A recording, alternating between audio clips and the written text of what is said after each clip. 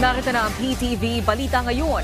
Ipinatigil muna ni DPWH Secretary Vince Dizon ang bidding ng lahat ng locally funded projects ng ahensya sa gitna ng isyu ng mga maanumalyang flood control projects.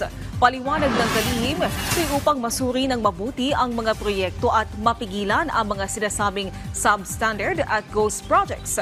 Magtatagal ang suspensyon ng hanggang 2 linggo. Samantala, nakikipag-ugnayan na rin ang DPWH sa Department of Justice para sa lookout bulletin order ng mga idinadawit sa mga questionabling proyekto.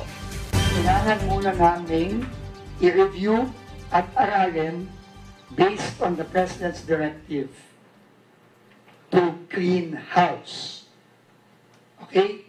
So, the President does not want any more money of the government, of the DPWH, thrown sa ilog.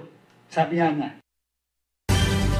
Kinontra ng Malacanang ang pahayag ni Vice President Sara Duterte hinggil sa investigasyon ng flood control projects.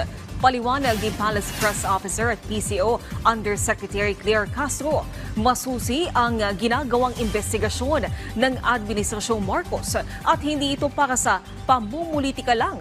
Mababatid na sinabi ng Vice Presidente na parang sarsuela lang umano ang ginagawang investigasyon at dapat may mapanagot na agad sa loob ng 1 araw lamang.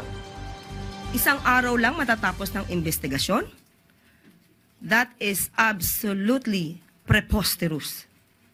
Ang Pangulong Marcos Jr., hindi po siya nagsasagawa ng investigasyon ala tokhang way.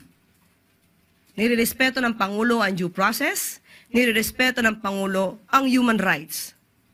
So kaya po dumadaan ang lahat sa proseso.